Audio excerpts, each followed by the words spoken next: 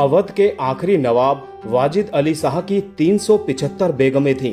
दिलचस्प बात है कि बेगमों को चुनने में बादशाह उदार रहे, ना तो ऊंच नीच देखी और ना ही विदेशी को बेगम बनाने से परहेज किया। निचले दर्जे की नौकरानी हो या गुलाम अफ्रीकन, जो पसंद आई शादी कर ली। निकाहशुदा महिला से भी परहेज नहीं किया। आइए जानते हैं वाजिद अली शाह की पूरी कहानी। अवध के आखिरी बादशाह वाजिद अली शाह ने तकरीबन 375 शादियां क्यों की?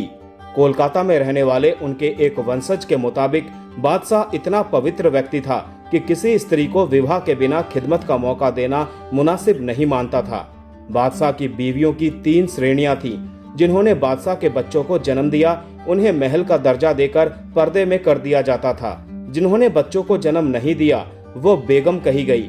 सबसे निचला दर्जा खिलावती का था, जो घरेलू नौकरों की तरह काम करती थी, लेकिन बादशाह से शादी की डोर में बंधी रहती थी।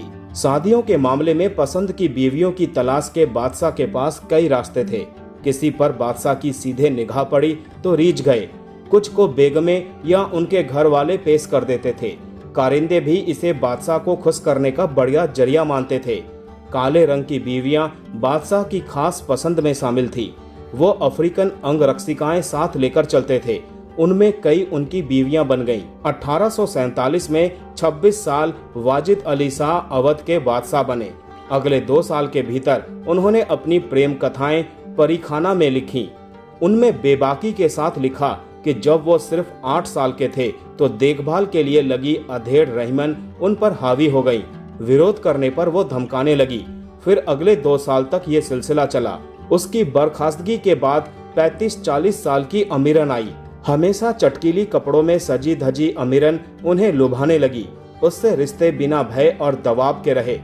आगे गोमती किनारे पिता के महल, छतर मंजिल के भीतर और आसपास शहजादे के प्रेम विलास का सिलसिला चलता रहा। 15 साल की उम्र में उनका पहला निकाह अपने से 5 साल बड़ी जिस लड़की से हुआ, वो आगे खास महल कहलाई। परीखाना लिखने की शुरुआत तक उनकी लगभग 2 दर्जन शादियां हो चुकी थी। तब वो कैसा महसूस करते थे? उन्होंने लिखा, प्रत्येक व्यक्ति को ईश्वर से प्रेम का उपहार मिला है, लेकिन जो अनंत बसंत का बाग होना चाहिए, वो मेरे लिए एक खर्चीला जंगल हो चुका है। बीवियों की बड़ी तादाद और उनकी खींचतान के चलते होने वाली मुश्किलों के बाद भी बादशाह की शादियों की तलब में कोई कमी नहीं आई। ये तादाद 375 तक पहुंची। इस्लाम, जिसमें बीवियों की तादाद 4 तक महदूद है और सभी के साथ एक सा बर्ताव की शर्त है, वहां बादशाह के लिए इतनी शादियां कैसे मुमकिन हुई?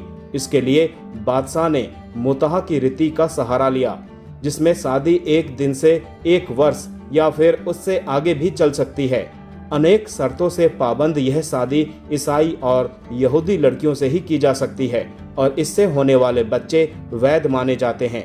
भारत में आखिरी बादशाह वाजिद अली शाह की लेखिका रोजी लिवेनन ने कोलकाता में रहने वाले बादशाह के एक वंशज ने इस शादी के पक्ष में दलील दी थी। बादशाह इतना पवित्र व्यक्ति था कि किसी औरत से शादी के बिना उसे खिदमत का मौका देना मुनासिब नहीं मानता था।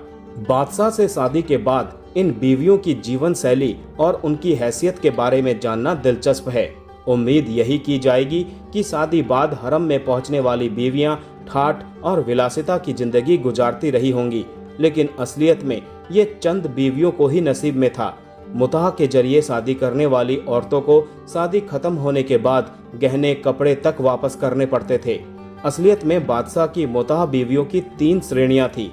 जिन्होंने बादशाह के बच्चों को जन्म दिया, उन्हें महल का दर्जा देकर पर्दे में कर दिया जाता था। जिन्होंने बच्चों को जन्म नहीं दिया, वो बेगम कही गई।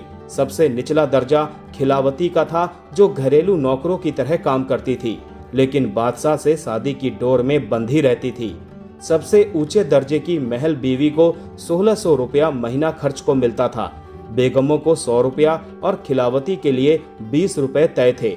दिलचस्प है कि पूरी तयशुदा रकम उनके हाथों में नहीं आती थी। उदाहरण के लिए बेगम, जिन्हें 100 रुपए मिलने चाहिए थे, नकद में सिर्फ 16 रुपए पाती थी। शेष 84 रुपए खाने, कपड़े और निवास की सहूलियत के मद में काटे जाते थे। एक चौथी श्रेणी परी की भी थी। इन्हें लखनऊ के चौक इलाके की तवाइफों के बीच में उनके रूप और नाचने गाने के हुनर के आधार पर छांटा जाता था।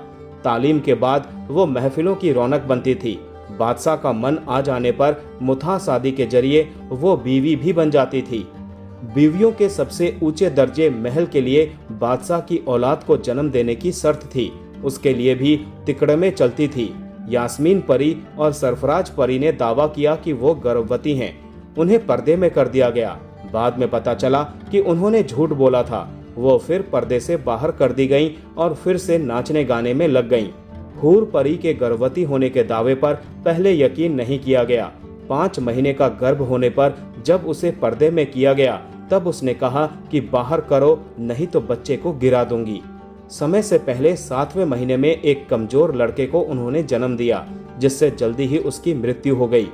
केसर बेगम, जिन पर बादशाह न्योसाबर थे, उन्होंने बादशाह को सुजाक का रोग दे दिया। उन्होंने परिखाना में लिखा, एक गुलाम की तरह दिन रात उसके पीछे घूमता था।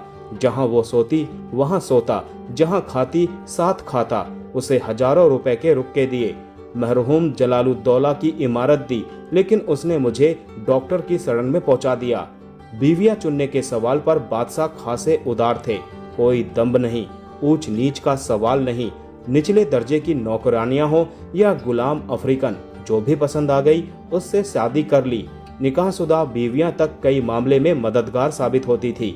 बादशाह तो शहर की गलियों में घूमते नहीं थे, इसीलिए दरबारी कारिंदे उनके लिए खोज करते, फिर बादशाह के सामने उन्हें पेश किया जाता। कुछ माएं भी अपनी बेटियों को लेकर पहुंच जाती थी और उन्हें मुतहा शादी के लिए प्रेरित करती थी। वजह साफ थी, कमजोर माली हालत वाले परिवार एवज में बादशाह से कुछ पैसा पा जाते थे और जिन लड़कियों की शादी होती थी उन्हें भी आगे सुख सुविधाओं वाली जिंदगी की उम्मीद रहती थी। दिलचस्प है कि बादशाह की पहली निकाहशुदा बीवी खास महल ने उपहार में उन्हें कीमती जेवरों और पोशाकों में सजी 8 परियां उपहार में दी थी। वाजिद अली शाह के पिता अमजद अली शाह साधु प्रवृत्ति के माने जाते थे, लेकिन अपनी अधेड़ उम्र में उनका दिल एक सब्जी बेचने वाली पर आ गया था। शादी के बाद उन्होंने उसे सुल्तान महल नाम दिया। 1847 में अमजद अली और सुल्तान महल दोनों का निधन हो गया। अमजद अली वसीयत में सुल्तान महल के लिए 1 लाख रुपए मेहर छोड़ गए थे। उनकी मां और भाई ने इसके लिए दावा किया। शुरू में वाजिद अली शाह तैयार नहीं थे, लेकिन गवर्नर जनरल की दखल के बाद उन्होंने भुगतान कर दिया। काले रंग की बीवियां वाजिद अली शाह को काफी पसंद थी। अफ्रीकन अंगरक्षिकाओं के घेरे में चलना उन्हें भाता था। 1843 में छोटे काले घुंघराले बालों वाली यास्मीन महल से उन्होंने शादी की। उनकी दूसरी अफ्रीकन बीवी का नाम अजीब खानम था। बेगम हजरत महल, जो कि 1857 में अंग्रेजों से बहादुरी के साथ संघर्ष के लिए आज भी याद की जाती है, के पिता अंबर भी अफ्रीकन गुलाम थे। यद्यपि हजरत महल के नाक नक्श यास्मीन जैसे विदेशी नहीं थे और वो आकर्षक महिला थी, लेकिन उनका रंग भी काला था। बड़ी तादाद में ये बीवियां आपस में खूब लड़ती थी। बादशाह की निकटता के उनके जतन जारी रहते थे और इस कोशिश में महल के छज्जों पर बिल्लियों की तरह लड़ने और एक दूसरे के झोंटे नोचने तक की नौबत आ जाती थी। बादशाह की बीच बचाव की कोशिशें भी नाकाम हो जाती थी। बादशाह का एक से मन नहीं भरता था तो दूसरी तरफ एक को मनाते तो अगली रूठ और ऐंठ जाती थी।